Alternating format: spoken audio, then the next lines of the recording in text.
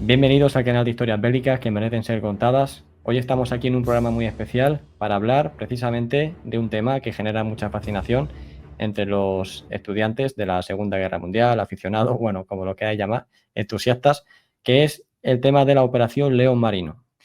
Vamos a analizar qué es lo que pasó, hasta qué punto Alemania tenía la intención de invadir o no Gran Bretaña, por qué no se llevó a cabo y qué hubiera pasado, ¿no? Si finalmente los alemanes pues se hubieran decidido a dar el paso. Y para ello pues tenemos a Juan Campo Ferreira, que es el autor de este libro. Un saludo, Juan, ¿qué tal estás? Muy bien, buenas tardes, Sergio, buenas tardes. ¿Qué tal? ¿Y tú cómo lo llevas el verano? Pasando calor como todo, pero bueno, eso no es nada raro, ¿no? No es Eh, una novedad, no. Bueno, pero bien, bien. A tu respuesta, muy bien. Y agradecerte otra vez que me hayas invitado aquí a tu canal, a tu casa. Muchas gracias. Nada, muchas gracias a ti por venir. Y yo ya para ponernos en situación e ir directamente al grano, te quería preguntar, o sea, para una persona que no tiene ni idea, ¿no? Le dice León Marino y dice, ¿eso qué es? ¿Puedes hacer un resumen sobre lo que sería la Operación León Marino y ponernos a todos un poco en contexto? Sí, mira, León Marino es una operación militar que hubiese tenido lugar en el verano de 1940. El objetivo de esta operación hubiese sido invadir Inglaterra, concretamente la zona sur, hacer un desembarco masivo en la zona sur de Inglaterra, con el objetivo de avanzar y capturar Londres. A partir de ahí no tenía expectativas de continuar por la isla. Esto es importante, ahí yo me gusta hacer este énfasis. Alemania sabía perfectamente que no tenía capacidad militar para invadir toda la isla, perdón. Entonces su objetivo era, una vez que se capturase Londres, eso conllevaría el hundimiento del gobierno inglés y formar un armisticio, firmar un armisticio, una paz y crear un gobierno títere. Este era el objetivo marcado y dicho y establecido por el alto mando alemán de cara a Operación León Marino. Pero como muy bien estoy marcando y hemos hablado tú y yo antes, es una operación que no se llevó a cabo y te quedas con la cosilla de saber qué hubiese podido pasar. En un sentido o en otro, ¿eh? Ganador uno, ganador otro. Me refiero, ¿qué hubiese podido pasar? Porque la verdad que una vez que lees los planes de operaciones y como después veremos los preparativos que se hicieron, te queda, pillas un hype que dices tú, quiero saber qué hubiese podido pasar. Básicamente es eso. Ese es el aspecto militar. Después ya veremos que hay otra dimensión que es la menos conocida, que para mí es quizás la más importante. Sería como un iceberg, que la parte que todo el mundo ve, que es la militar, que es importante, pero claro, es que hay una séptima parte en la que flota y el resto está sumergido, que es la dimensión diplomática y política de León Marino, que creo que esa sí que se ha pasado muy de puntillas por lo que conlleva, por lo que conllevaba y por lo que tenía tanto para Inglaterra y para Alemania. Pero eso lo iremos hablando a lo largo del programa. Sí, sí, bueno, has comentado que no se llevó a cabo, efectivamente no se llevó a cabo, pero no lo voy a desvelar ahora, pero sí que lo diremos al final del programa, pero sí que es cierto que en los años 70 pasó algo que de alguna manera sirvió un poco para ver qué es lo que hubiera pasado si finalmente se hubiera lanzado, pero al final del programa lo comentamos, así vamos de forma cronológica. Bueno, entonces tenemos, o sea, para poner a todo el mundo en situación, que la Segunda Guerra Mundial ha comenzado el 1 de septiembre del 39 con la invasión alemana de Polonia. A partir de ahí, 2 días más tarde, tanto Francia como Gran Bretaña le declaran la guerra a Alemania y ya por así decirlo comienza el enfrentamiento. La guerra va avanzando, Polonia cae y posteriormente ya en abril-mayo los alemanes se lanzan contra Dinamarca y contra Noruega. Y ya para el 10 de mayo del 40 los alemanes entran en tromba, lo que sería pues los países occidentales como Francia, Bélgica, Holanda y Luxemburgo, y arrasan tanto a los franceses como a la expedición británica que había venido a apoyar a los ingleses. Entonces yo te pregunto, teniendo claro este contexto, ¿cuándo se plantean los alemanes por primera vez este plan para invadir Gran Bretaña? Teniendo en cuenta ese marco que Sí. muy bien has esbozado, aunque parezca sorprendente, el primer dato conocido, ¿vale? El dato que se tiene la constancia de que Hitler pregunta o propone hacer una proyección, un estudio estratégico de la viabilidad de invadir Inglaterra es durante la invasión de Polonia.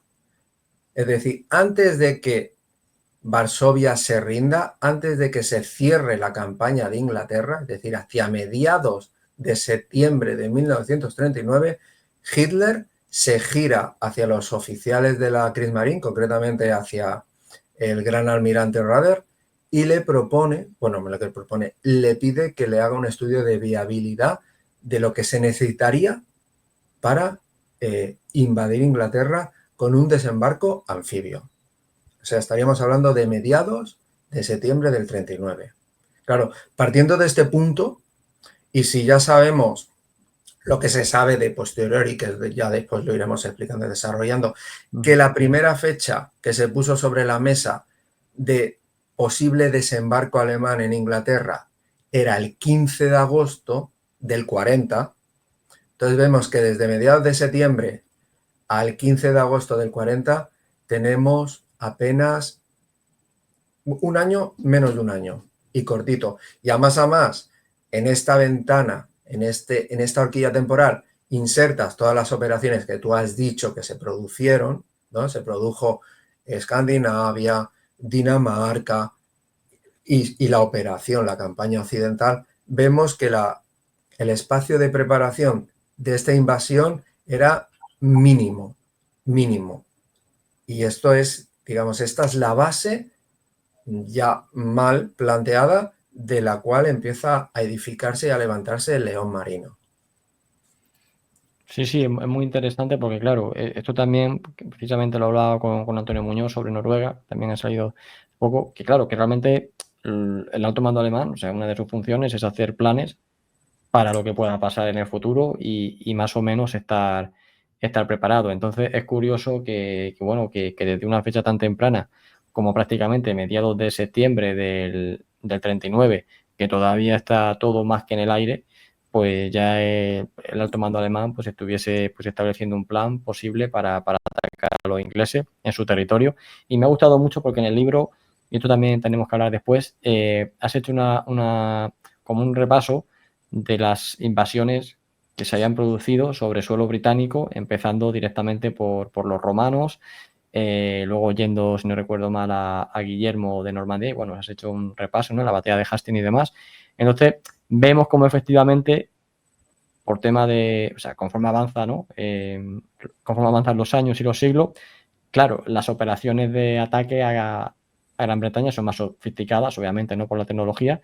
Y luego también ya, si sobre todo comparamos lo que va a ser este plan alemán de atacar o de desembarcar, mejor dicho, en Gran Bretaña, y luego lo que va a ser la operación Overlord, que ya al final también comentamos algo, claro, ya es totalmente abismal. Pero bueno, teniendo en cuenta, o sea, la situación de la época, ¿cuál dirías tú que es la mayor dificultad, ¿no? que los alemanes encontraron a la hora de llevar a cabo un plan como, pues eso, desembarcar en el sur de Inglaterra? Básicamente, el principal hándicap que enfrentaron los alemanes para llegar a Inglaterra es el canal. Como todas las grandes invasiones, digamos, Inglaterra tiene la suerte de ser una isla y como tal está totalmente rodeada de agua. Está a una distancia muy corta, relativamente corta del continente y de diferentes países por la orografía. Cualquiera que mire, que vea un mapa de Europa, verá que la isla de Inglaterra está rodeada por diferentes países, desde Francia, Holanda, Bélgica, la península escandinava, y se puede llegar con más o menos distancia, hay posibilidad de navegar, pero claro, los romanos cruzaron el Canal de la Mancha con sus naves. Pero claro, el planteamiento era totalmente diferente. Sabían perfectamente que al otro lado no iba a haber una defensa de costa. Ellos iban a llegar allí, iban a bajar y vamos avanzando. Por ejemplo, el siguiente que yo, como muy bien dices, el siguiente que nombro es la invasión normanda. Sí, también lo mismo. Pero es que también hago un salto por no ser tan exhaustivo en el libro. Pero claro, no toco todas las invasiones vikingas, sajonas, que durante toda la Edad Media, desde la caída de Roma hasta la invasión de los normandos, estuvieron llegando de manera constante a Inglaterra, digamos. La gran trinchera que tenía Inglaterra, que le protegía de las invasiones terrestres, es el canal. Y ese era el gran hándicap. Todos los ejércitos que pretenden invadir Inglaterra tienen que saber gestionar y saltar el Canal de la Mancha. Napoleón no hizo una planificación excepcional, hablando en cuanto a fuerzas de tierra.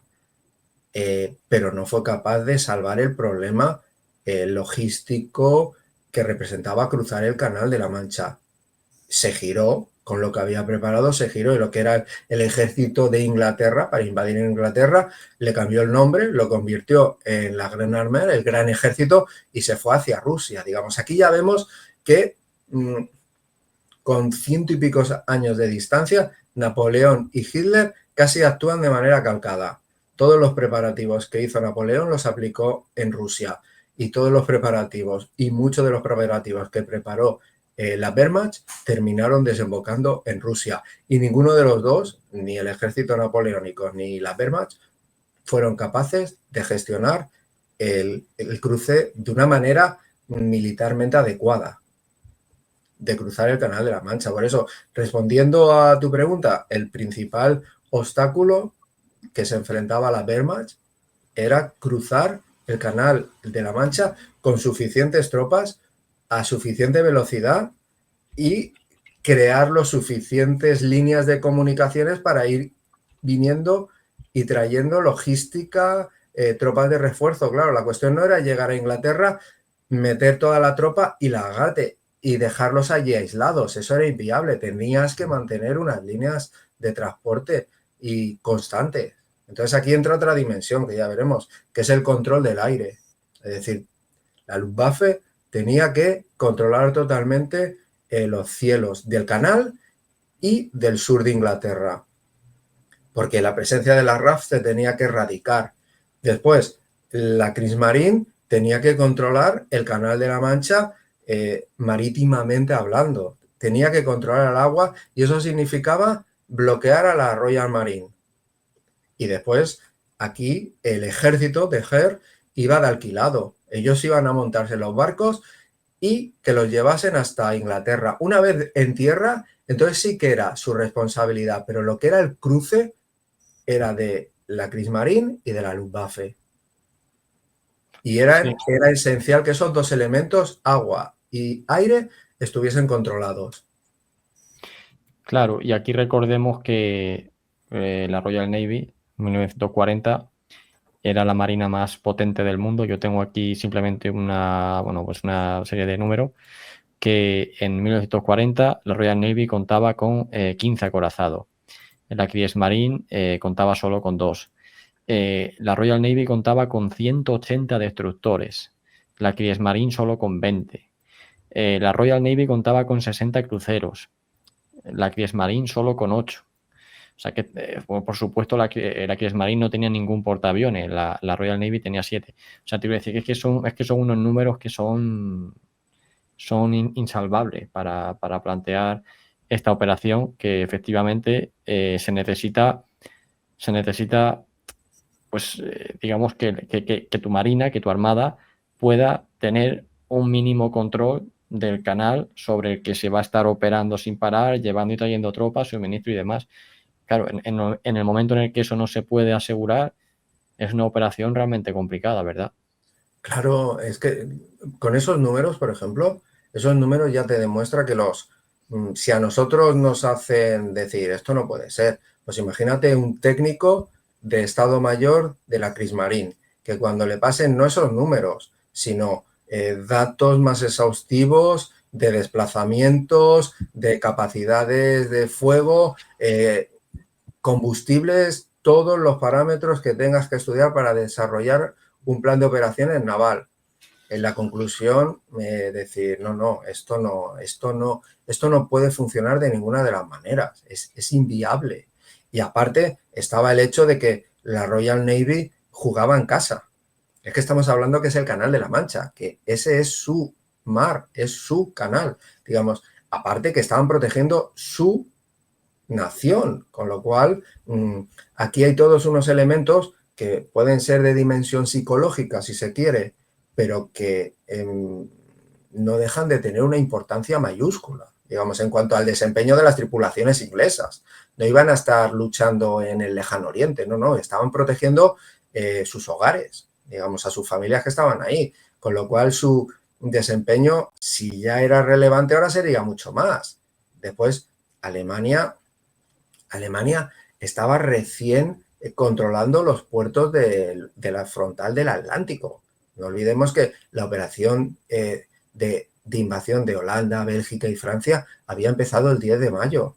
Los puertos franceses como La Rochelle, Burdeos, no fueron cuando entraron los alemanes, que las tropas de tierra, fue en la segunda fase de la operación Falguel, ¿vale? Caso Amarillo, que se prolongó casi hasta junio del 40 y muchos de estos puertos habían sido totalmente demolidos y dinamitados por las tropas francesas en retirada, con lo cual los puertos los principales puertos franceses, muchos estaban en condiciones pésimas para acoger unos preparativos navales de importancia. ¿Qué quiero decir con esto? Quiero decir con esto que Alemania estaba operando desde sus propios puertos, digamos, y eso significaba que tenían que pasar, la mayoría tenían que pasar por el estrecho de Kiel, que no dejaba de ser una especie de estrecho de Suez o de canal de Panamá que se había construido en la época de Bismarck, digamos. No era un paso amplio y cómodo de acceso al Atlántico, sino que había cierta complejidad logística. No podían operar directamente desde los puertos. Estaba todo, lo estaban remodelando todo, estaban preparándolo. Sin embargo, Inglaterra estaba, ya lo vuelvo a repetir, estaban jugando en casa. Claro, toda esa dimensión es importante. Después estaba el control aéreo, la RAF. La RAF, debido a las autonomías que tenían sus aviones, les era muchísimo más fácil volar desde el sur de Inglaterra hacia Francia que a la inversa. Los alemanes volando desde los aeródromos franceses. Los desde Alemania quedaban totalmente descartados, al menos para los cazas. Los 109, los Messerschmitt 109, apenas llegaban con 10-15 minutos de autonomía de vuelo sobre territorio inglés. No fue hasta más adelante del verano del 40 que se empezaron a introducir los depósitos lanzables adosados bajo el fuselaje o en las alas, que se prolongó algo la autonomía de los 109. Estaban llegando la Luftwaffe llegaba al máximo de la autonomía de sus aviones. Si querían controlar el cielo de Inglaterra, era perentorio que primero se tenía que controlar el terreno, es decir, se tenían que poner aeródromos adelantados en Inglaterra. Una vez que los Messerschmitt se subiesen en el sur de Inglaterra, Londres caería, porque ya los pilotos alemanes estarían en poco rato y con mucha autonomía sobre Londres, pero desde Francia era inviable. Y estos parámetros eran, como hemos estado viendo, el control del agua y el control del aire era esencial para que el desembarco funcionase. Si no teníamos ese control, la operación anfibia quedaba fuera de lugar. Sí. Yo la verdad que analizándolo así fríamente, yo creo que la única ventaja con la que contaban los alemanes era pues el haber dado esos mazazos que habían dado en Europa, tanto a Polonia como principalmente a Francia. Luego también recordemos lo que pasó con la BIF, ¿no? Con el, digamos, los expedicionarios británicos que vinieron a Francia pues, a frenar a los alemanes y que tuvieron que huir tras esa evacuación de Dunkerque y demás. Y realmente yo creo que se ve el pánico, ¿no? Se ve el miedo que tenían los británicos cuando se estudian todas las medidas, que tú las comentas aquí en el libro, todas las medidas que hicieron los británicos para defenderse ante una posible invasión alemana, que empezaron a movilizar a toda la población.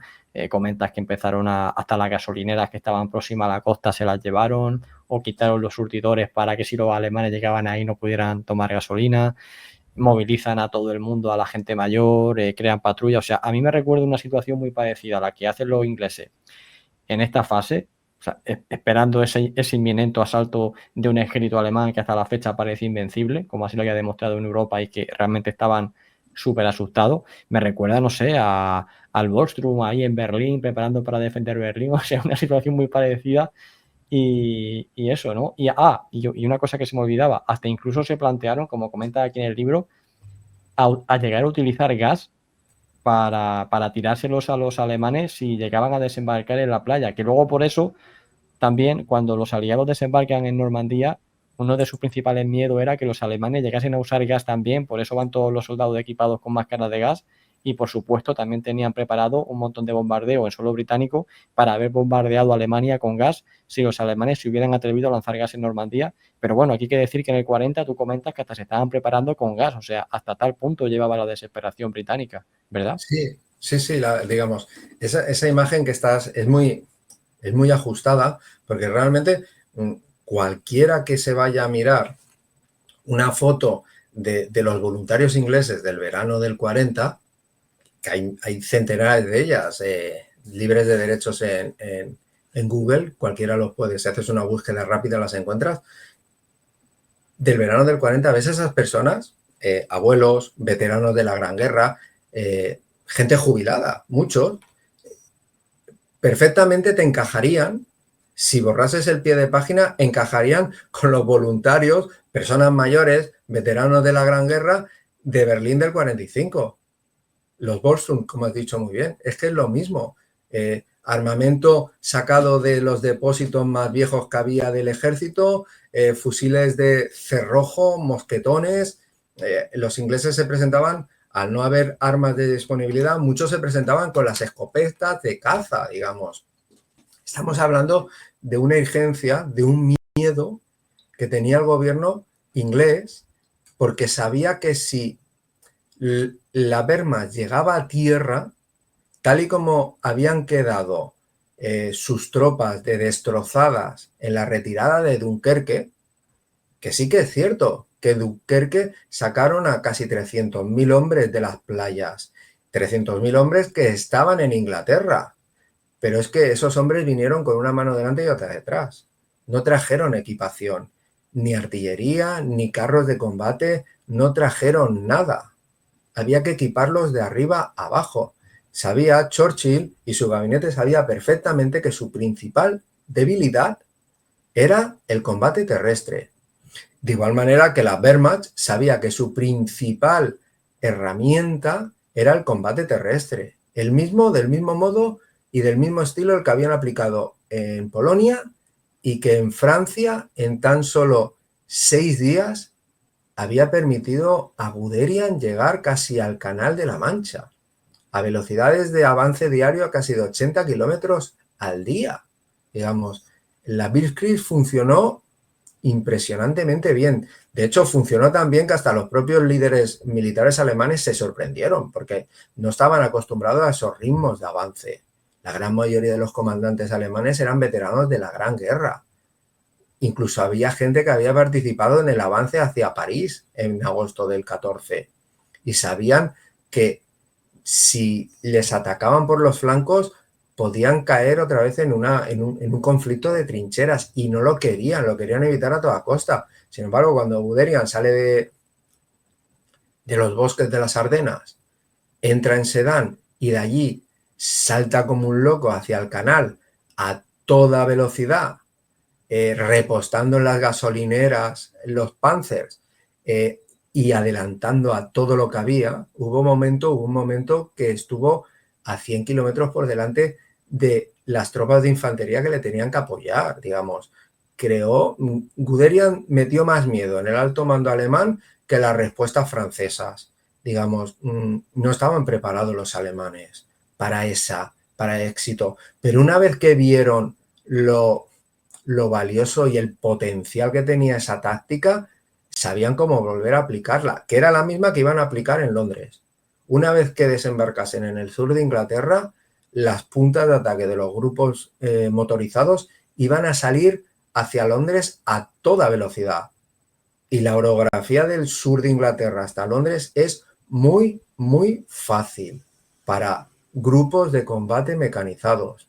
El único hándicap, el único problema era el repostaje, el avituallamiento y la respuesta de las tropas enemigas. Pero a la vez más sabía que el ejército inglés estaba inánime. No había nada, si apenas había unos 200 carros de combate en Inglaterra, y de estos menos de la mitad eran Matildas que eran capaces de absorber con su blindaje los proyectiles de alta velocidad de 47 milímetros de los cañones anticarro alemanes. El resto eran todos obsoletos, no tenían capacidad de enfrentarse cara a cara con los Panzers. Digamos, Churchill era muy consciente que si los alemanes desembarcaban en Inglaterra, las posibilidades de éxito eran muy, muy exiguas. Todo se reducía a lo que hemos estado hablando, lo que hemos apuntado antes, el control del canal y el control de los cielos. Y eso sabía Churchill que ahí no podía perderlo. En cuanto la RAF fuese barrida y la Royal Navy neutralizada, el desembarco, con más facilidad o con menos facilidad, el desembarco sería posible y la invasión viable y entrar en Londres una probabilidad.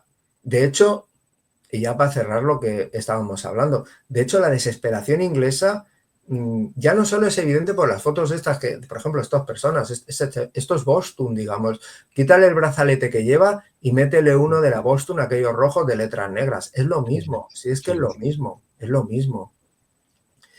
La desesperación inglesa, digo, era tan manifiesta y ellos sabían, eran muy conscientes de la situación, que no solo que llamasen a personas mayores a combatir, sino que estaba preparado un plan de contingencia para, en el caso de que se desembarcase en Inglaterra, las tropas alemanes me refiero, la Casa Real y la Reserva de Oro del Banco de Inglaterra se llevaban, estaba previsto y estaba todo preparado y se iba a Canadá.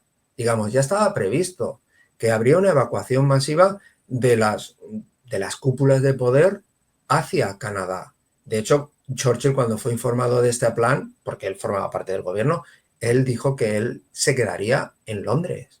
Él no pensaba salir de Londres, porque sabía que ese era su punto fuerte. Su punto fuerte era acercarse al pueblo llano. Y es lo que trabajó. Trabajó durante todas las Blitz. Esa dimensión política y populista la trabajó muy bien Churchill. Ahí fue muy, muy hábil. Claro, es que ahora pensamos que Churchill estuvo toda la guerra a la cabeza de Inglaterra. No, no. Churchill llegó al gobierno de Inglaterra el 10 de mayo. Es decir, Churchill llegó al gobierno de Inglaterra cuando empezó la invasión alemana de Francia. Es decir, cuando los alemanes echaron al agua a la BIF en Dunkerque, Churchill llevaba apenas 1 o 2 semanas en el gobierno. Es decir, su gabinete era totalmente inestable. Había muchos grupos de presión, grupos poderosos que no estaban de acuerdo con las políticas de Churchill. Y ahí es donde creo yo que se apoyaba la gran potencia, la gran fuerza de la planificación de León Marino por parte de Alemania. No estaban trabajando tanto a nivel militar como estaban presionando a los ingleses a nivel político y diplomático. Sí, sí. De hecho, bueno, ahí es sabido y así lo refleja que Hitler llega a hacer ofertas de paz a Gran Bretaña allá por el mes de julio del 40, si no recuerdo mal, y efectivamente los ingleses le rechazan esta oferta. Pero si quiere hacer alguna valoración sobre eso, pero yo te quería decir, y yendo también con el tema de la batalla de Inglaterra, porque tú también lo recogí en el libro, hay una frase que viene a decir Goering que dice: aquí el objetivo no es desembarcar en el sur de Inglaterra para hacer que los ingleses se rindan. Aquí el objetivo es derrotar primero a los ingleses por aire y que ya lo de la invasión sea una cosa ya hasta secundaria, que ya sea pues como para terminar de recoger, o sea, terminar de barrer lo que ya hemos destruido. Entonces, pues eso, preguntarte pues cuál es la valoración que haces de la batalla de Inglaterra, que realmente sí que fue la la única y la gran ofensiva, aunque fuese aérea, no terrestre, pero sí aérea, que se libró, ¿no? sobre los cielos ingleses. Sí, aquí es interesante porque por lo que implica, digamos, como antes hemos estado hablando, digamos, la primera petición de Hitler de buscar o que le hiciesen un estudio de posibilidad de la invasión de Inglaterra, hemos visto que es sobre mediados de septiembre del 39. Aquí, una vez que empieza la Kriegsmarine a hacer el estudio, ve que no es viable, con sus capacidades y las exigencias, no es viable. Esta es la primera planificación. A partir de esta fecha, en el alto mando alemán se van sucediendo diferentes planes de invasión de Inglaterra cada vez más irreales, digamos. Se pensaba que, vamos a ver, irreales en el sentido de que Hitler no aúna, digamos, no hace una coordinación entre las tres ramas de la Wehrmacht. Le va pidiendo de manera descoordinada planificaciones para el desembarco de Inglaterra por una parte al ejército, por otra a la Navy, a la Kriegsmarine, perdón, y por otra a la Luftwaffe. Él se va quedando con esos inputs, pero no hace una visión conjunta que, si hubiese hecho una visión conjunta de las necesidades de cada una de las armas, al conjugarlas, el resultado no sería sinérgico, digamos, no sería la suma de los otros, sino que, al contrario, sería una resta. Digamos, él jugó ese papel de ir pidiéndole de manera independiente a cada uno. Claro, cada uno pidió lo que él quería, lo que le era más cómodo y más factible para él. La Luftwaffe pidió una cosa, la Armada pidió otro y el Ejército pidió otro. Por ejemplo, la Armada dijo que él iría llevando tropas, pues a lo mejor en 2 o 3 semanas iría haciendo el transporte, porque claro, al no tener transportes suficientes, que él iría haciendo viajes de tropas. Ese timing, Hitler no lo traspasó al ejército. Entonces el ejército únicamente tenía la propuesta de qué necesitas, qué cantidad de fuerzas necesitas para desembarcar en tierra y hacer una operación Francia, pero en Inglaterra. Digamos, si desde Sedán hasta Dunkerque tardamos 9 días, ¿cuánto tardaríamos en las mismas condiciones hasta Londres? Entonces, claro, el ejército le dijo, vale, pues yo lo que necesito, tantas divisiones, tantos soldados, tantos carros de combate, tantas reservas de combustible, vale, me lo apunto, pero no hago traslado a la armada. Entonces, claro, Hitler tenía sobre la mesa 3 planes de operaciones independientes. ¿Qué pasaba? Que una operación anfibia no es un plan independiente. Una operación anfibia, hoy lo sabemos, Normandía fue el primer plan de operación anfibio a gran escala, es una de las operaciones militares más complejas. ¿Por qué? Porque se tienen que coordinar las 3 armas, la Armada, la Fuerza Aérea y Tierra. La Blitzkrieg, que es el tipo de combate alemán y que le hizo ganar en tierra toda Europa, únicamente coordina tierra y aire. La Armada no la tiene en cuenta. La Armada en la Blitzkrieg es algo secundario, de apoyo logístico a lo sumo, pero no forma parte de la ecuación principal para alcanzar el objetivo estratégico ni táctico. Digamos, en la Blitzkrieg, en la guerra de movimiento alemán, lo que cuenta es unidades Panzer granaderas, artillería, o sea, tierra, el GER, y el apoyo aéreo de Stukas o bombardeos o por ejemplo, en Francia, tropa aerotransportada, paracaidistas, es decir, Luftwaffe. En ningún momento entra en esa ecuación la Armada. Sin embargo, en las operaciones aeronavales del Pacífico, aquí ya tienes las 3 ramas. Y ahí demostraron los americanos, los japoneses y los ingleses que superaban a los ingleses, porque supieron integrar el elemento armada.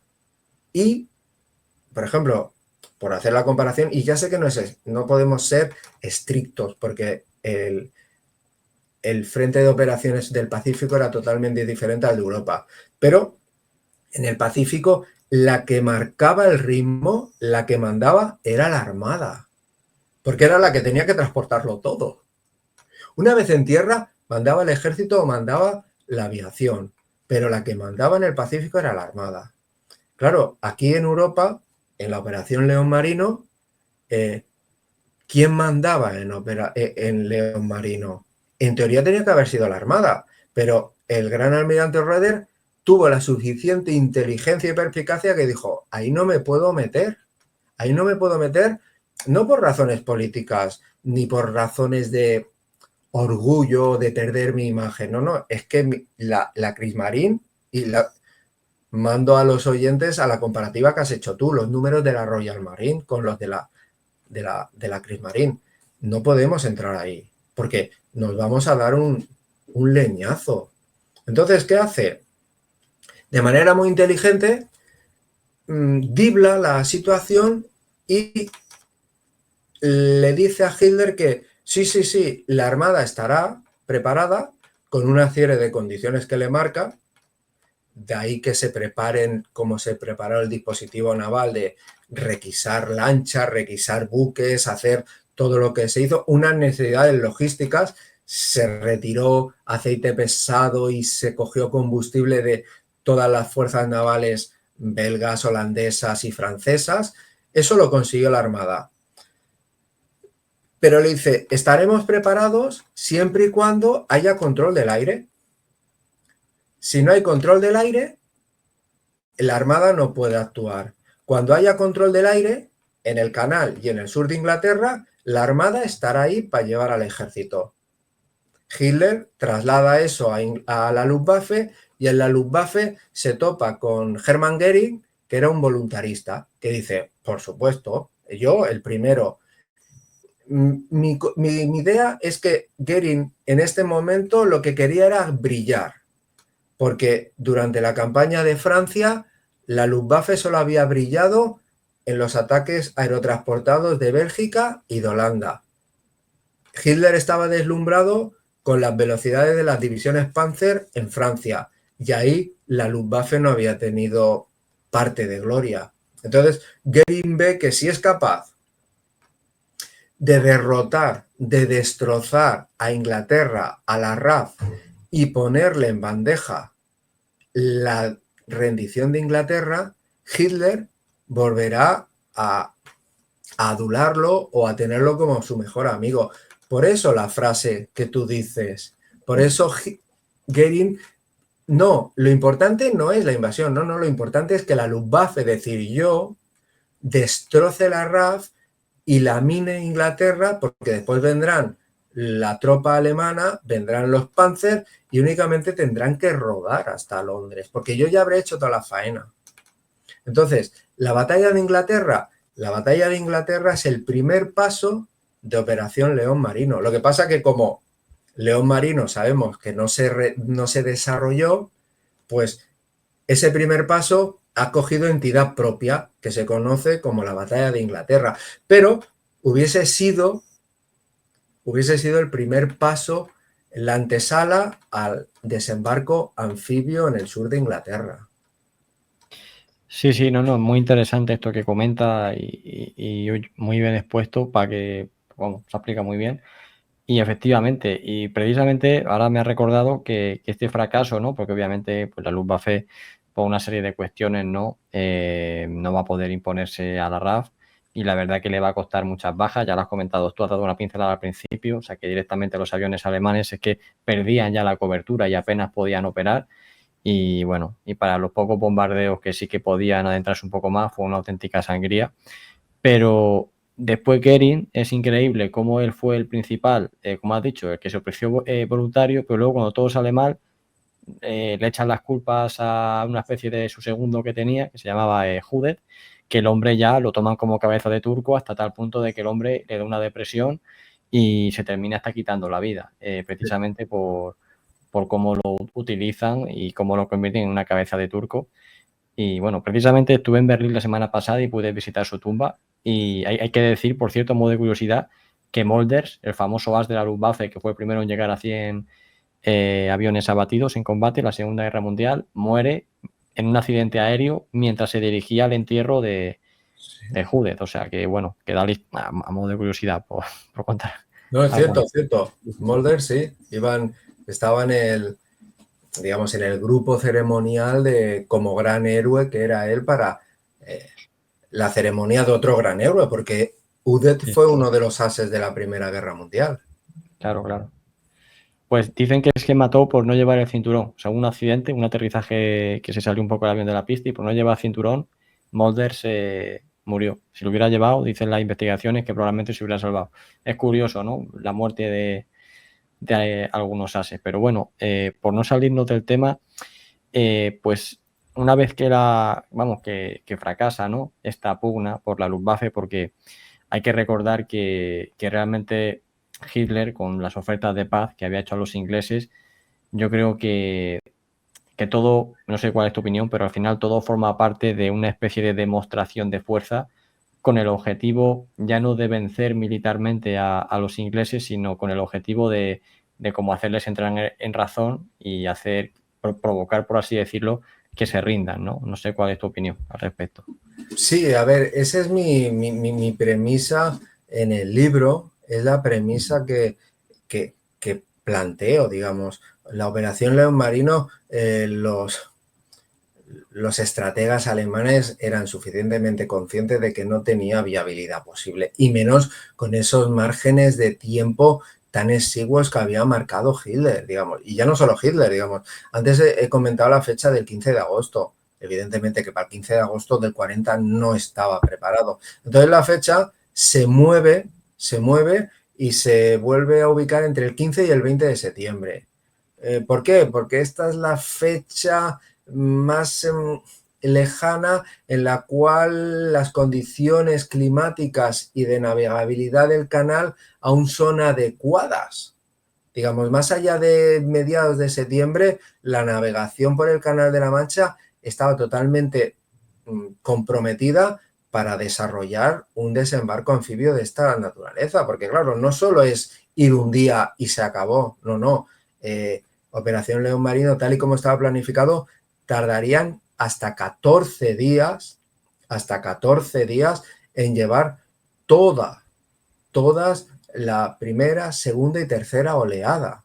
Después se tendría que seguir manteniendo, pero lo que son las tres oleadas principales, es decir, unos 250.000 hombres, 35.000 caballos, 18.000 vehículos y aparte toda la logística para este dispositivo, se cree que sería más de 14 días. Digamos, claro, una vez que empieza el tiempo invernal en el Canal de la Mancha, tú no puedes tener 14 o 20 días de buen tiempo para navegar. O sea que el 15 y 20 de septiembre era la fecha tope máxima. Eso lo sabían los alemanes, pero también lo sabían los ingleses. Entonces, Sí. Ellos sabían que primero se tenía que derrotar a Inglaterra en el aire y después entrar a jugar la armada y después la tierra, los de tierra. La batalla de Inglaterra es, como he dicho, es el primer paso. Y era un primer paso de ablandamiento a la voluntad inglesa, ¿vale? Hitler,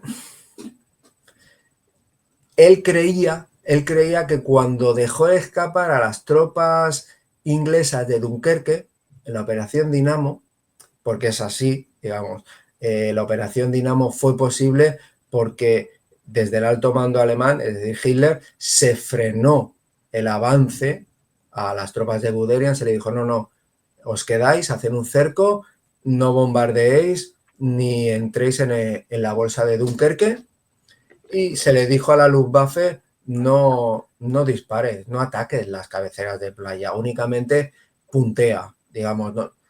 Estaban inermes las tropas inglesas y sin embargo Hitler les deja escapar. ¿Por qué? Por cuestiones políticas. Él pensaba que de esta manera el pueblo inglés vería que él era un pacifista, mientras que Churchill, su líder, era un militarista. Esa era su mentalidad. A nosotros ahora nos deja perplejos, es decir, ¿de verdad tú puedes creer que se pudiese llegar a pensar la población inglesa? La población inglesa en ese momento lo que no quería era que la guerra llegase a su tierra. Mandaron a las BIF a Europa, al continente, para mantener el combate en el continente. En ningún momento quería que el combate, la destrucción, llegase a su territorio. Esos grupos de poder de lo que hemos estado hablando, aristocráticos, estaban más lejos de la población. Más lejos de la población de lo que Churchill se puso. Churchill descubrió, tuvo la suficiente habilidad y percepción de saber de que se tenía que poner al lado del pueblo, de la población.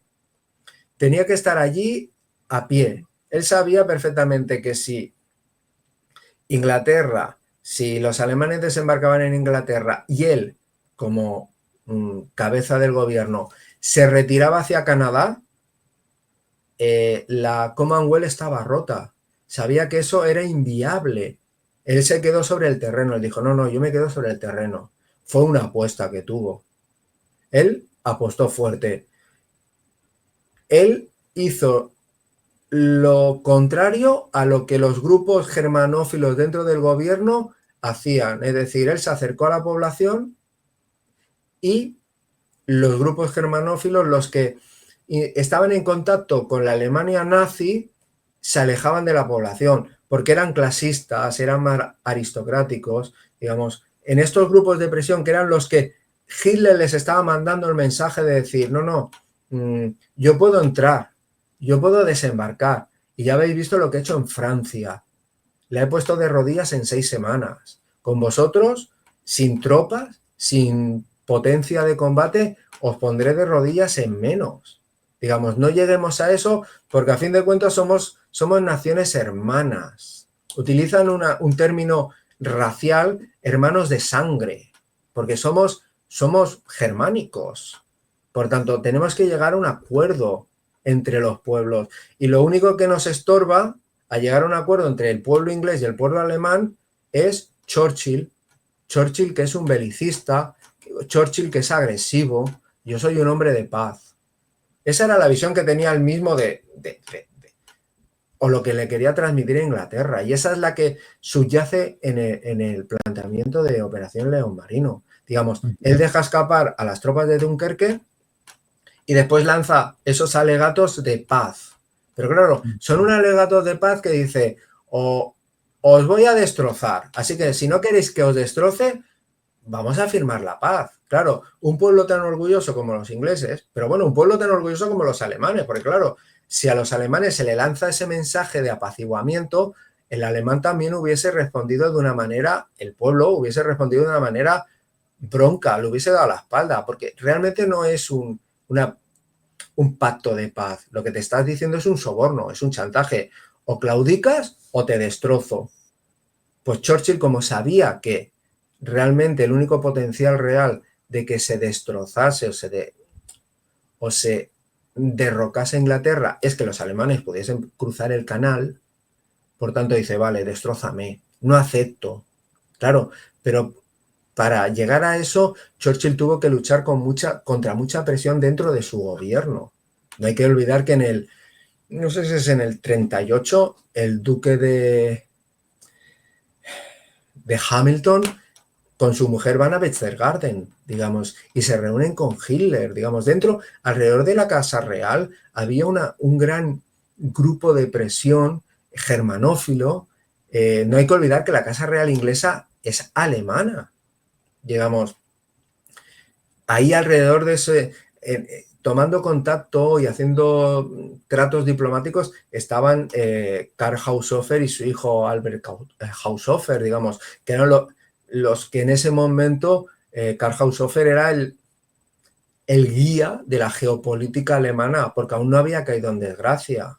Digamos, es una imagen, se percibe una imagen en bambalinas muy, muy interesante. Pero claro, es una imagen que se ha dejado o se ha ocultado porque dejaría en muy mal lugar a las clases dirigentes inglesas.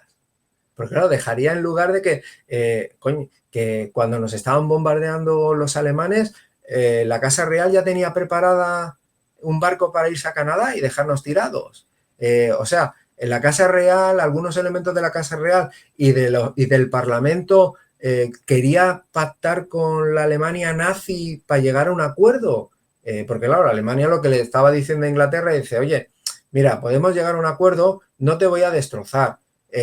Vamos a llegar a un acuerdo. Yo me quedo, Alemania, me quedo con el continente, os dejo la cuenca del Mediterráneo para que podáis venir del lejano oriente y el océano es todo vuestro. Vosotros tenéis la Commonwealth por todo el planeta, pues dedicar, pero el continente me lo dejas a mí.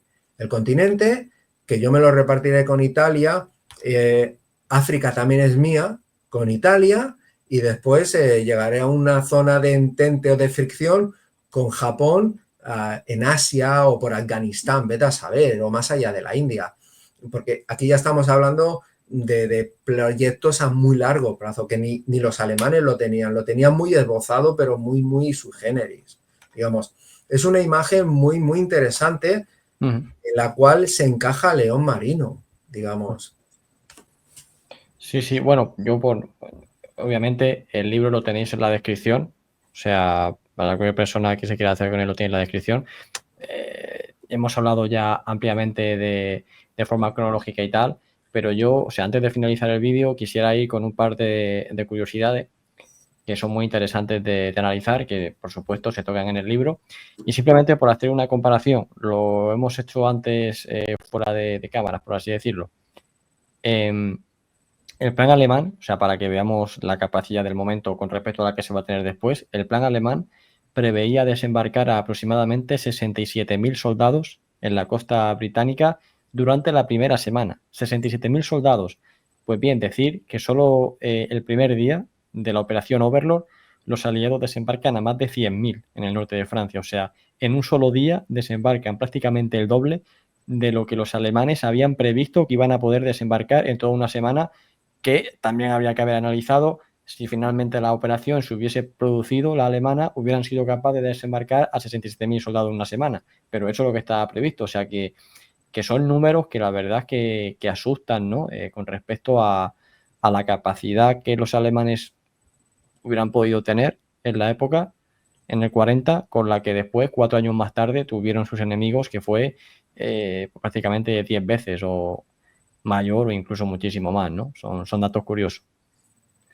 Sí, es lo que, como habíamos hablado antes, es cierto, si haces esa comparación, el León Marino no tienes que sonreír, decir, qué ilusos los alemanes, mira que con estos números si creéis que ibas a hacer algo, porque 4 años más tarde los anglosajones liaron la que liaron en Normandía.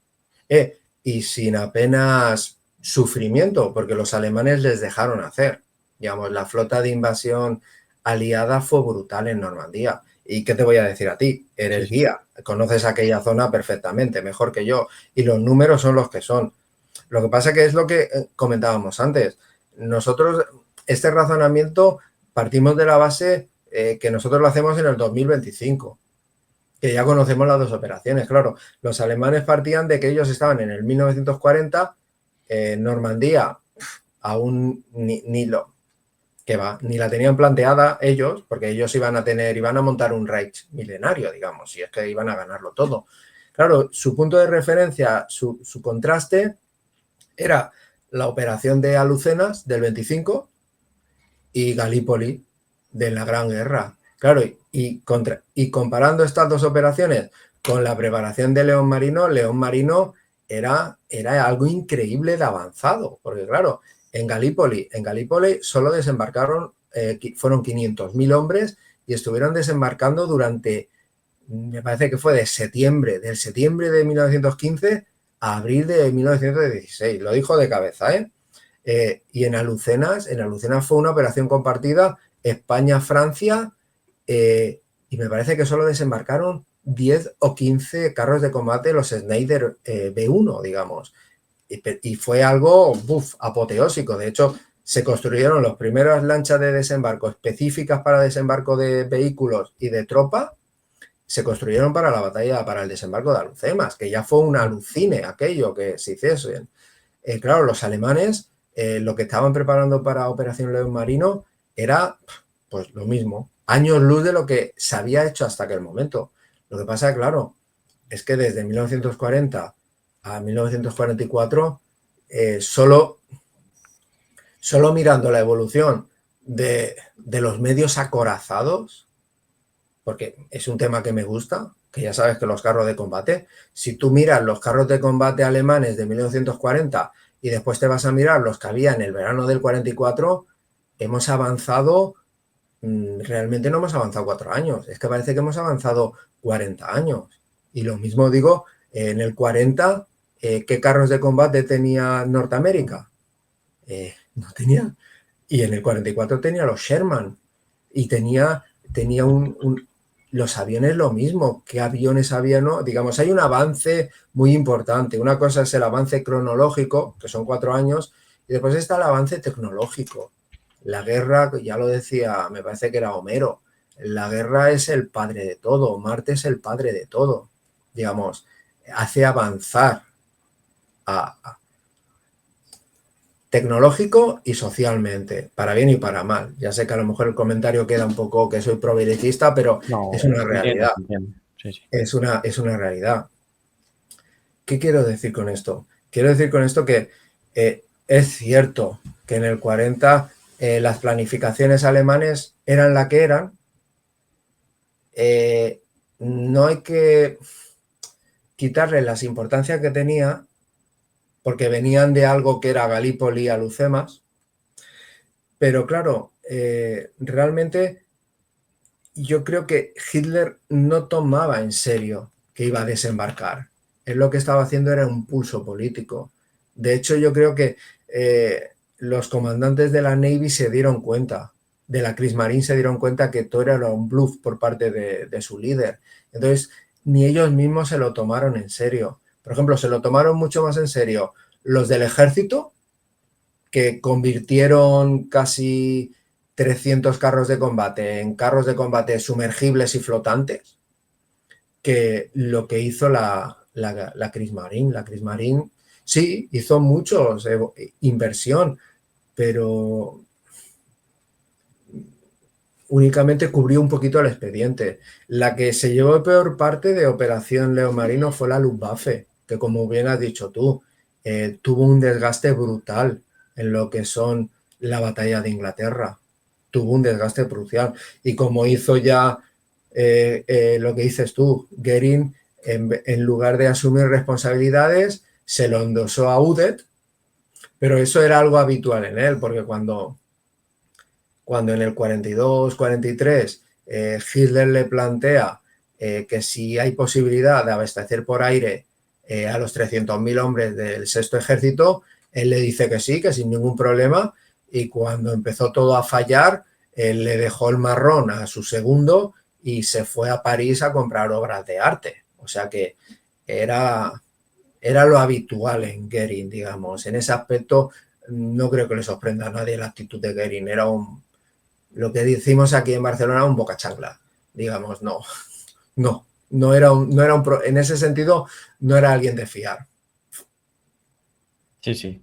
Pues te voy a poner ahora una imagen, ¿Sí? que ya con esta imagen ya va a decir todo, que no sé a quién decirlo, ¿vale? Hay un acontecimiento muy, bueno, que siempre resalta, destaca, muy famoso, y es un vuelo que se produce, si no recuerdo mal, fue el 10 de mayo del 41, o sea, previo al ataque alemán a la Unión Soviética, ¿no? Previo al inicio de la Operación Barbarroja, en la que había un gran malestar entre muchos altos mandos alemanes que no veían con buenos ojos iniciar una campaña en el este, es decir, abrir un gran segundo frente, sin haber cerrado el que todavía tenían abierto con Gran Bretaña. Y el propio Hitler, ¿no?, contradecía pues ese principio que él había dejado escrito en su libro, en el que no se podía llevar una guerra en dos frentes, pero aquí pues iba a ser una excepción. Entonces tenemos el vuelo de Rudolf Hess, que vuela a supuestamente una misión secreta, ¿no? Bueno, que parece ser que no fue tan secreta, pero vuela una misión secreta para intentar jugar la última baza que le queda a Alemania para hacer que los ingleses reconsideren su posición.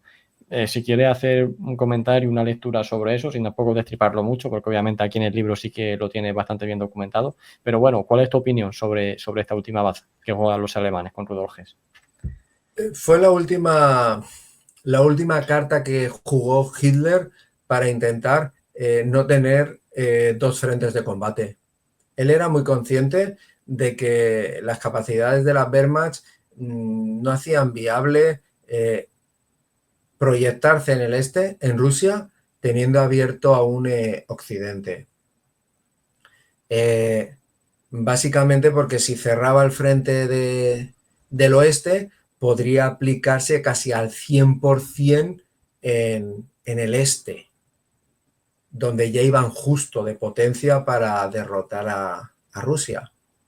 Entonces, su última carta, su último intento para llegar a un acuerdo con esos grupos de presión ingleses en el poder, fue mandar a su delfín, a Rudolf Hess. Rudolf Hess, que había estudiado con Haushofer, era discípulo de Haushofer. Rudolf Hess, que había presentado a Haushofer a Hitler, cuando Hitler estaba en la cárcel de Lamberg. Digamos, volvemos a tener las mismas personajes de esa dimensión diplomática política de León Marino. Es decir, siempre se ha dicho, la historia oficial dice que Hitler no sabía nada del vuelo de Rudolf Hess. De hecho, no hay ninguna prueba que indique eso, pero tampoco no hay ninguna prueba que lo niegue, digamos, con lo cual estamos en una ambigüedad. Rudolf Hess se sabe que voló a Inglaterra a reunirse con personajes importantes dentro del establishment inglés, del establishment germanófilo alrededor de la Casa Real y grupos de poder afines a los idearios de Haushofer, ¿vale? De un germanismo o pangermanismo. ¿Por qué vuela Rudolf Hess? Como he dicho, la última carta de Hitler para llegar a un acuerdo político. Es decir, Hitler pone toda la carne en el asador, manda a su segundo. Tenemos que pensar que en ese momento, en el 41, era el segundo al mando, era el heredero, pero no solo retórico, estaba establecido en el gobierno nazi que si algo le pasaba a Hitler, su sucesor sería Rudolf Hess. De hecho, una vez que pasa el asunto Rudolf Hess, Hitler se niega a poner nunca más a un sucesor como había tenido a Rudolf Hess.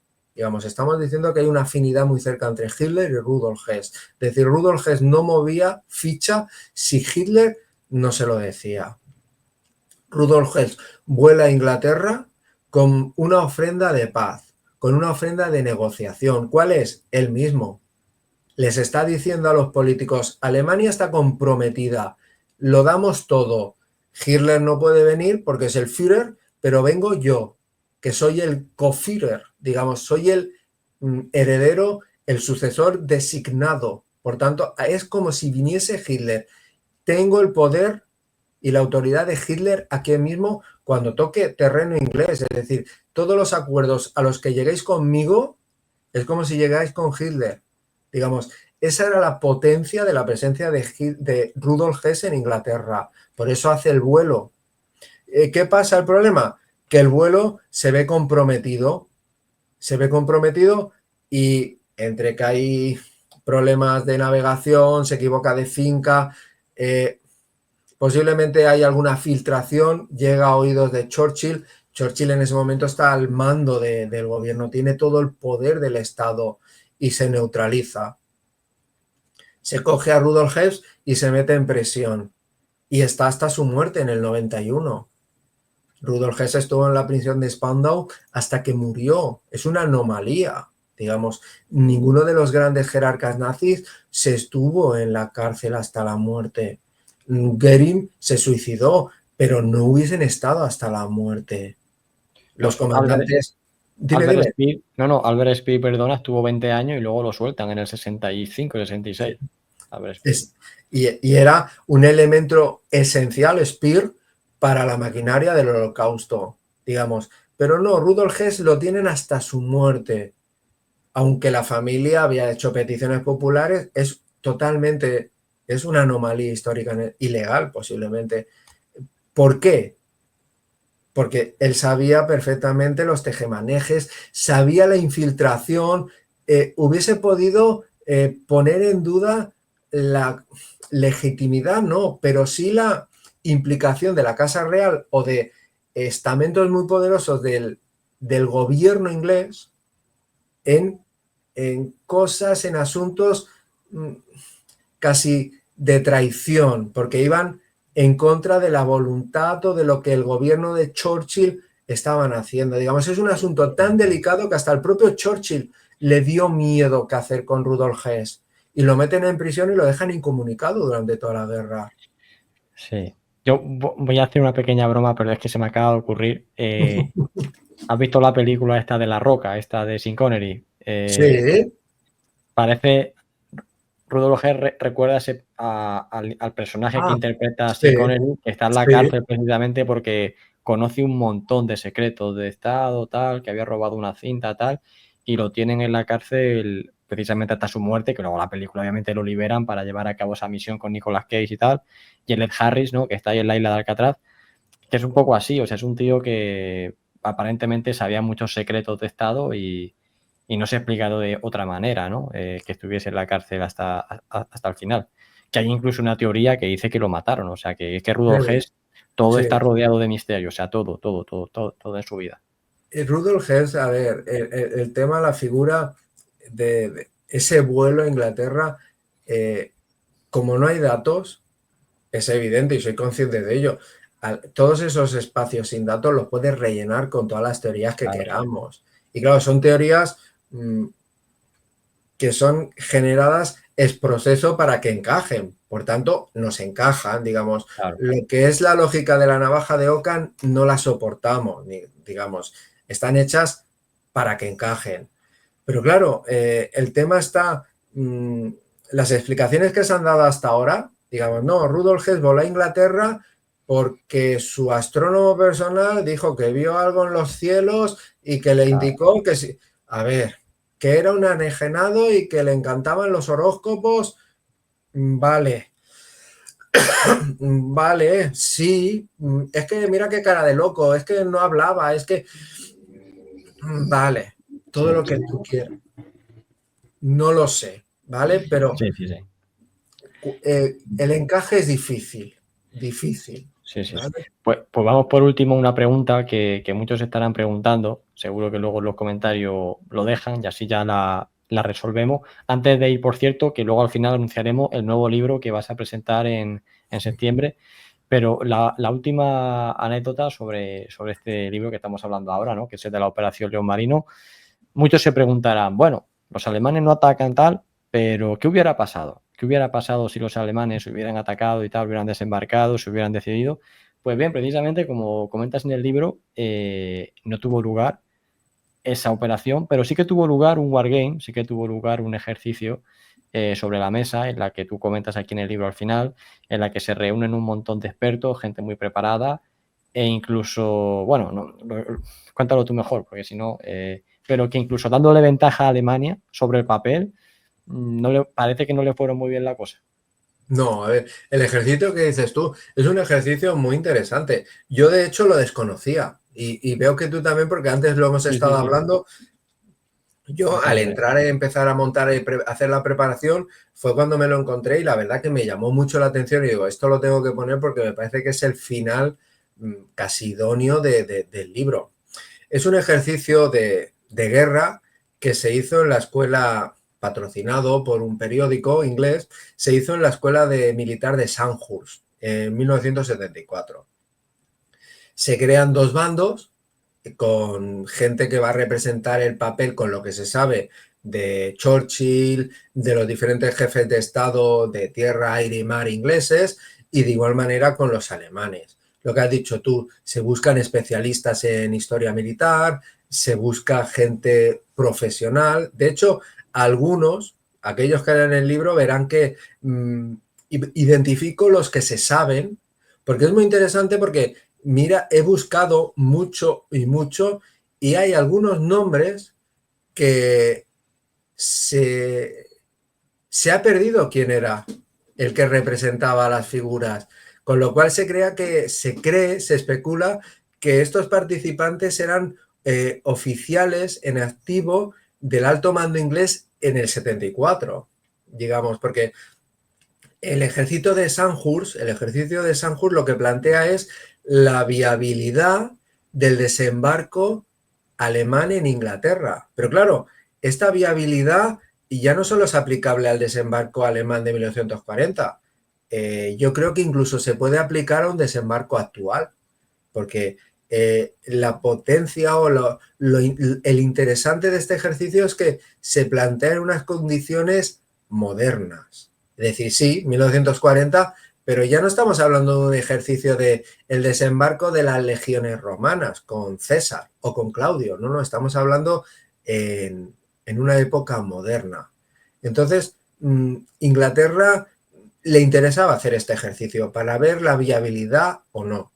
Claro, el planteamiento que hacen, lo que dices tú, Sergio, se les da cierto margen a las tropas alemanas, unas condiciones favorables, ¿no? En las cuales pueden hacer el cruce, la Royal Navy no se aplica del todo, hay cierto dominio aéreo por parte de Alemania y sí, lo que establece el ejercicio táctico es que la Armada alemana tendría suficiente capacidad para cruzar el canal, poner en el sur de Inglaterra las primeras oleadas, quizás no los 260, 250.000 hombres que se pensaban inicialmente que sería el 100% de las tropas de combate, después ya vendrían las de apoyo y logística, pero lo que era el núcleo de combate, esos 250, que sería un ejército, básicamente,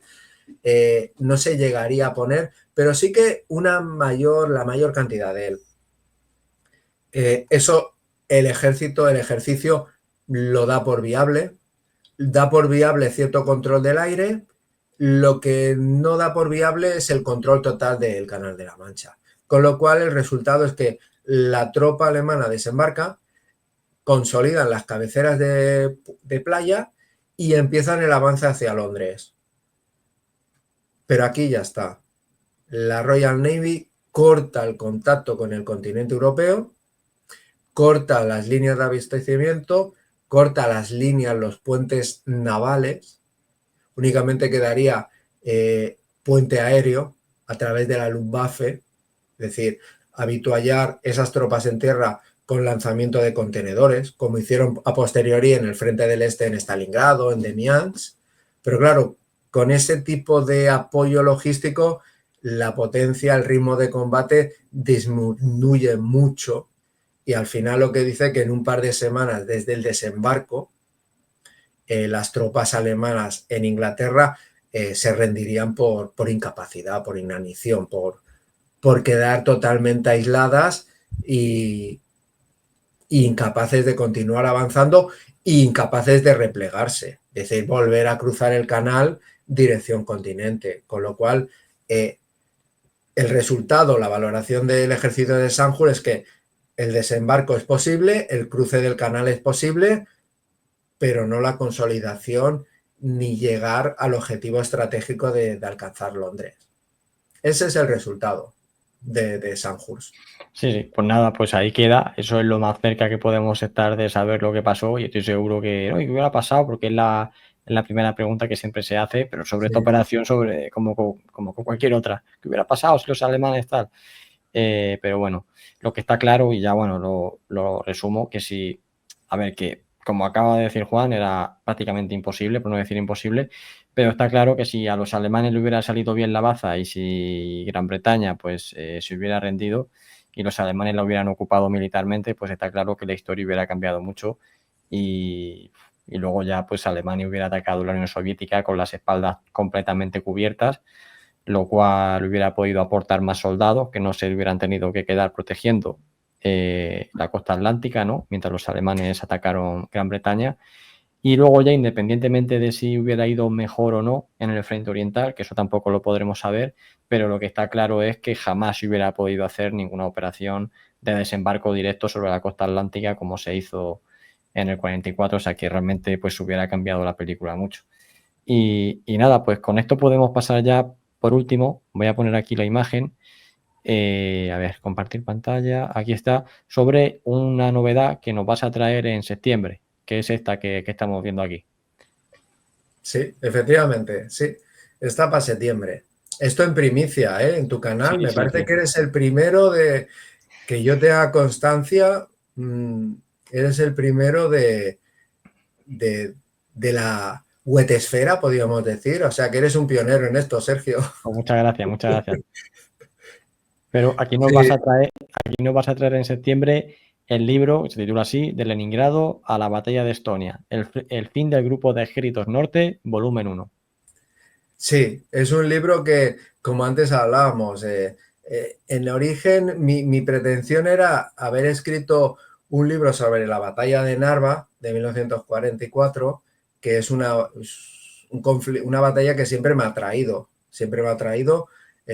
Y mira, el editor me dijo que sí, venga para adelante, y entre yo que me puse, me vine para arriba y el editor que me va diciendo, oye, pues también podríamos hablar de esto. Bueno, al final de lo que inicialmente era un estudio de una batalla, al estilo de la batalla de la Operación León Marino que hemos estado comentando, al final terminó saliendo un trabajo que básicamente englobaba todo el desarrollo operativo del Grupo de Ejércitos Norte desde el 44, es decir, desde que se rompe el asedio, los rusos levantan el cerco de Leningrado en enero del 44, a la rendición del Grupo de Ejércitos Norte, que ya en ese momento no se llamaba así, sino que se llamaba Grupo de Ejércitos Curlandia, en mayo del 45, en la península de Curlandia.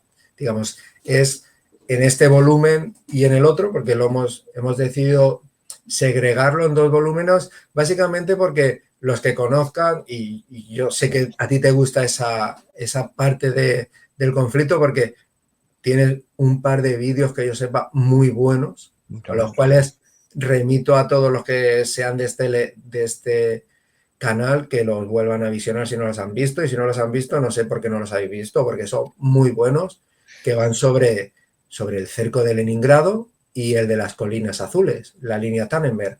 En este volumen, la línea Tannenberg, lo que es los combates de las colinas azules, aún no se toca, lo tocaremos en el siguiente.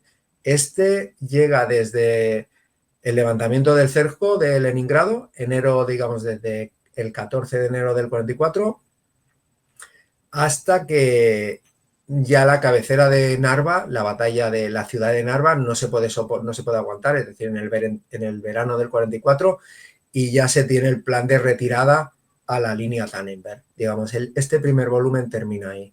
Se van tocando también después en el segundo las batallas de Estonia, la retirada de Letonia y ya hasta el cerco de Curlandia.